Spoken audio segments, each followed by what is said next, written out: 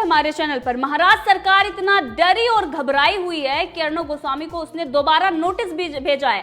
विशेष अधिकार हनन प्रस्ताव अर्णब गोस्वामी के खिलाफ पास हुआ था, जिसके बाद नोटिस अर्णब गोस्वामी को पहले भेजा जा चुका है। उसको लेकर अर्णब गोस्वामी सुप्रीम कोर्ट पहुंचे थे और उस पर सरकार से जवाब मांगा था सुप्रीम कोर्ट ने, लेकिन दोबारा अब महाराष्ट्र सरकार ने अर्णब गोस्वामी को नोटिस भेजा है। अब इस पर जनता भी आक्रोशित है, क्योंकि किस तरीके से जो अभिव्यक्ति की आजादी की बात करते हैं वो महाराष्ट्र में तानाशाही चला रहे हैं। एक पत्रकार जो सवाल भी नहीं पूछ सकता और वो अपने शो में किसी का नाम भी नहीं ले सकता, क्योंकि सरकार के पास विशेष अधिकार है। वहीं पर सामना में ये किस तरीके से उटपटांग चीजें लिखते हैं, इसको लेकर फडणवीस ने भी सवाल पूछा था सरकार से, क्योंकि किसी भी नेता की अगर हम बात करें, किसी की भी अगर हम बात करें, तो सामना में किस तरीके से शब्दों का प्रयोग किया जाता है, इसको लेकर जनता भी सवाल पूछ रही है संजय राउत से और उद्धव ठाकरे से कि आपने सामना में तो इस तरीके से शब्दों का इस्तेमाल किया। अभी कुछ दिन पहले की अगर हम बात करें तो कंगना रनौत को हरामखोर कहा गया, लेकिन उस पर कोई कार्रवाई महाराष्ट्र सरकार नहीं करती है। उनके खिलाफ विशेष अधिकार हनन प्रस्ताव नहीं लाया जाता है। क्यों? वो देश के नागरिक हैं और उसके बाद भी कोई तवज्जो नहीं। लेकिन सरकार के पास ये सारी चीजें हैं और सरकार की अगर हम बात करें तो पूरी सरकार नहीं, उद्धव ठाकरे और आदित्य ठाकरे और संजय राउत की ये बात है। और सोनिया सेना बन चुके हैं शिव सैनिक, क्योंकि ये जनता कह रही है। लगातार हमारे पास इस तरीके से कमेंट आ रहे हैं जो इस बात को लेकर आक्रोशित हैं कि फ्री प्रेस की जो बात करते हैं, अभिव्यक्ति की आजादी की बात करते हैं, आज वो पत्रकारों को बोलने क्यों नहीं दे रहे हैं? क्या वो सवाल उठा रहे हैं? ये गलत है। तू तड़ाक की भाषा को लेकर ये जिस तरीके से विशेष अधिकार हनन प्रस्ताव पास कर देते हैं, क्योंकि ये दिखाई दे रहा है कि ये साफ ये तानाशाही चल रही है। इमरजेंसी में आपने देखा था कि कांग्रेस ने इमरजेंसी लगाया था और पत्रकारों को जेल में डाला था। वो कुछ भी उस वक्त नहीं बोल सकते थे और जो लोकतंत्र था उसकी हत्या उन्होंने की थी। आज महाराष्ट्र में उससे भी ज्यादा तानाशाही चल रही है और इमरजेंसी से भी गंभीर हालात बने हुए हैं। इसको लेकर कांग्रेस भी मौन है, जो हर बात को लेकर प्रेस की आजादी की बात करता है, अभिव्यक्ति की आजादी की बात करता है, लेकिन उन लोगों के लिए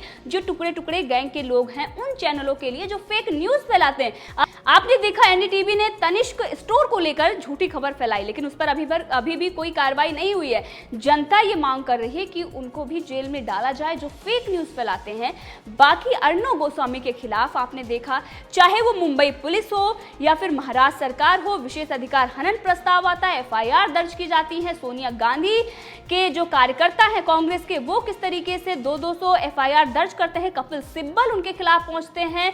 वही उसके साथ ही बॉलीवुड के जो कलाकार हैं वो भी 34 लोग अर्णब गोस्वामी के खिलाफ दिल्ली हाई कोर्ट पहुंचते। तो ये दिखाई दे रहा है कि ये सभी मिलकर अब अर्णब गोस्वामी को चाहते हैं कि वो शांत हो जाएं और सुशांत सिंह राजपूत मामले को दबा दिया जाए, क्योंकि बॉलीवुड का जो असली चेहरा रिपब्लिक भारत और अर्णब गोस्वामी सामने ला रहे हैं, इनकी बौखलाहट इसी को लेकर। और दूसरी तरफ महाराष्ट्र सरकार के जो काले कारनामे हैं, सुशांत सिंह राजपूत मामले में क्यों इतने डरे और बौखलाए हुए? क्या इन्होंने क्या गलती की है? अगर इन्होंने कुछ गलत नहीं किया है तो फिर इस तरीके से अर्णब गोस्वामी को रोकने की कोशिश क्यों कर रहे हैं? आपने देखा कि शरद पवार ने भी कॉल करके उद्धव ठाकरे से ये कहा था कि अर्णब गोस्वामी को शांत कराने की जरूरत है। अब ये लगे हुए हैं कि किसी तरीके से अर्णब गोस्वामी को शांत बिठाया जाए, उन्हें डराया और धमकाया जाए। लेकिन अर्णब गोस्वामी जिस तरीके से लड़ रहे हैं वो डरने वाले नहीं है। उन्होंने साफ कर दिया कि ना हम रुकेंगे और ना ही हम डरेंगे, हम सच दिखाएंगे और न्याय के लिए लड़ाई लड़ते रहेंगे, चाहे वो सुशांत सिंह राजपूत का मामला हो या पालघर का मामला हो। आपने देखा कि मुंबई पुलिस चार्जशीट दायर नहीं कर पाती है, लेकिन वही पत्रकारों को उठाकर जेल में डाल दिया जाता है। केबल ऑपरेटरों को धमकी दी जाती है कि आप रिपब्लिक भारत ना दिखाएं। वहीं पर सरकार एड़ी चोटी का जोर लगा रही है कि अर्णब गोस्वामी को किसी न किसी तरीके से फंसाया जाए। टीआरपी मामले में झूठी प्रेस कॉन्फ्रेंस करके झूठ बोला जाता है अर्णब गोस्वामी के खिलाफ। आपने देखा सुप्रीम कोर्ट और हाई कोर्ट दोनों से फटकार परमवीर सिंह को लगती है, लेकिन उसके बाद भी इनको अक्ल नहीं आ रही है। बार बार सरकार को बार बार किरकिरी इनकी हो रही है, बार बार इनको फटकार लग रही है, सुप्रीम कोर्ट तक इनको फटकार लग रही है, लेकिन सरकार है कि वो मान नहीं रही है। वो ये चाहती है कि सरकार की आलोचना करने वाले लोगों को जल्द से ही जेल में डाला जाए। यहीं पर सरकार के साथ ही महाराष्ट्र सरकार के साथ ही केंद्र सरकार से भी जनता सवाल पूछ रही है, क्योंकि प्रधानमंत्री नरेंद्र मोदी के बारे में भी लगातार गलत चीजें बोली जाती हैं। वहीं पर देश को लेकर गलत चीजें बोली जाती हैं, देश के शहीदों का अपमान किया जाता है कुछ ऐसे चैनलों की तरफ से जो प्रोपेगेंडा फैलाने के लिए ही उन्होंने अपना चैनल इसीलिए खोल रखा है। उन पर कार्रवाई करने की मांग की जाती है, लेकिन उन पर कोई कार्रवाई नहीं होती है। फिर बार बार रिपब्लिक भारत पर ही क्यों? यहाँ पर जनता के बहुत सारे ऐसे कमेंट्स हैं, ट्वीट्स हैं, जिसको हम पढ़कर आपको सुनाएंगे कि जनता इस बात को लेकर क्या कह रही है। सुनील मित्तल नाम के एक यूजर ने लिखा है कि सोनिया सेना सरकार ने अर्णब गोस्वामी को दोबारा नोटिस दिया है। मित्रों, ऐसा क्या है कि भारत के सभी हिंदू विरोधी नेता, पत्रकार, सरकारें, खबरिया चैनल अर्णब के पीछे पड़े हुए हैं? अर्णब का गुनाह क्या है? वो हिंदू धर्म, सनातन संस्कृति और साधु संतों की आवाज बन गए हैं। अर्णब का साथ दो। इसी के साथ एक यूजर ने लिखा है कि अर्णब गोस्वामी अक्सर मुंबई पुलिस द्वारा लक्षित होती है। बीजेपी में कोई भी मुंबई पुलिस की अवैध गतिविधियां रोकने की कोशिश नहीं करता है। फर्जी न्यूज मीडिया की टीआरपी के घोटाले के खिलाफ भी मंत्री कुछ नहीं कर पाए। भाजपा के समर्थक के रूप में मैं निराश हूं। बीजेपी के जो लीडर हैं उनसे ये सवाल पूछा गया है, केंद्र सरकार से सवाल पूछा गया है। प्रधानमंत्री नरेंद्र मोदी को भी इस यूजर ने टैग किया। उन्होंने कहा है कि जो फर्जी न्यूज चलाते हैं, आपने देखा इंडिया टुडे का नाम सामने आया, हंसा की रिपोर्ट में 6 बार इंडिया टुडे का जिक्र था, लेकिन बल्कि उन्होंने इंडिया टुडे को क्लीन चिट दे दी। तो ये सवाल खड़े होते हैं मुंबई पुलिस पर, परमवीर सिंह पर और उद्धव सरकार पर भी। उद्धव ठाकरे, आदित्य ठाकरे और संजय राउत को लेकर जनता इतनी आक्रोशित है। बिहार में लगातार, बिहार की ही नहीं बल्कि पूरे देश में अर्णब गोस्वामी को समर्थन मिल रहा है। लेकिन अगर हम बिहार की बात करें तो वहां इलेक्शन में जनता ये मांग कर रही है कि अगर सुशांत सिंह राजपूत मामले में न्याय नहीं होता है तो हम वोट नहीं करेंगे। और इसके साथ ही अर्णब गोस्वामी के साथ वहां की जनता खड़ी हुई है और परमवीर सिंह के साथ साथ उद्धव ठाकरे का इस्तीफा भी मांगा जा रहा है। यहां तक कि ये कहा जा रहा है कि जिन लोगों ने बिहार का अपमान किया, सुशांत सिंह राजपूत का अपमान किया, उनके पिता का अपमान किया, वो बिहार में आकर चुनाव लड़ रहे हैं। जनता उनको जवाब देगी। और अर्णब गोस्वामी ने भी अपने शो में ये कहा था कि जनता जूतों के मालाएं पहनाकर उनको भेजेगी। जो अपमान कर रहे थे सुशांत सिंह राजपूत के पिता का, उनके बहनों को लालची बताया था, उनके पिता का अपमान किया था, सुशांत सिंह राजपूत को चरित्रहीन बताया था, वो अब बिहार जा रहे हैं। बिहार का अपमान उन्होंने किया और आज बिहार में जाकर वो वोट मांग रहे हैं। अर्णब गोस्वामी ने यही कहा था कि कटोरा लेकर अब ये बिहार पहुंचे हैं कि हमें वोट दे दीजिए, जनता इनको जवाब देगी, इनकी जमानत जब्त होगी। लेकिन अब ये जो डराने धमकाने का सिलसिला लगातार जो जारी है, अर्णब गोस्वामी और रिपब्लिक भारत की टीम को प्रदीप भंडारी को नोटिस भेज, गैर जमानती धाराएं उन पर लगाई गई, उनको भी कोर्ट से बेल मिल गई और बड़ी हार महाराष्ट्र सरकार की हुई है। एक बार नहीं, बार बार महाराष्ट्र सरकार की हार हो रही है, सोनिया सेना की हार हो रही है। पालघर के मामले में भी जब उन्होंने सोनिया गांधी को एंटोनियो माइनो कहा था, उस मामले में भी अर्णब गोस्वामी को जीत मिली थी और इन लोगों की करारी हार हुई थी।